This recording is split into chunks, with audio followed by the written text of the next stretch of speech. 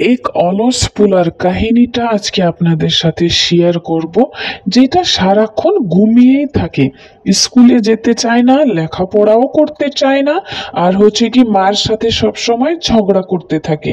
একদিন মা বিরক্ত হয়ে বললেন, কি রে, তুই এখনো ঘুম থেকে উঠিস নাই? তুই তো 500 ওয়াটের লাইটের মতো হয়ে গেছিস রে। জ্বালাইলে জ্বলে, না জ্বালাইলে জ্বলে না। সারাক্ষণ এইভাবে শুয়ে থাকতে তোর কতটুক ভালো লাগে বল? আজকে যেহেতু স্কুল ছুটির দিন, একটু উঠবি, হাত মুখ ধুবি, আমি নাস্তা বানিয়েছি, নাস্তা খাবি, আমাকে একটু কাজে সাহায্য কর।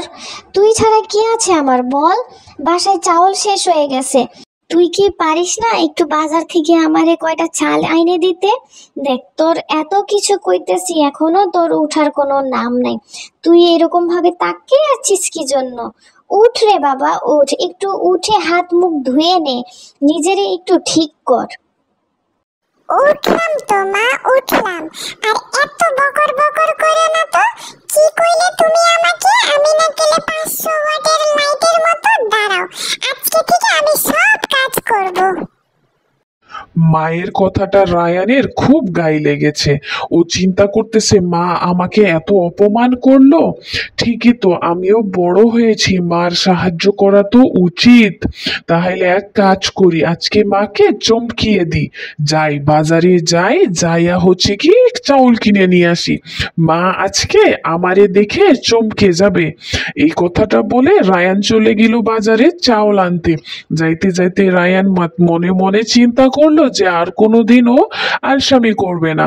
চাউল আনতে আনতে ও নিজের কাছে নিজে প্রতিজ্ঞা করে নিল যে সব সময় মার সাহায্য করবে। আমাদেরও সবাইয়ের উচিত মার সাহায্য করা, বাবার সাহায্য করা। চাউল নিয়ে আসা দেখে মা অনেক খুশি হয়ে গেল।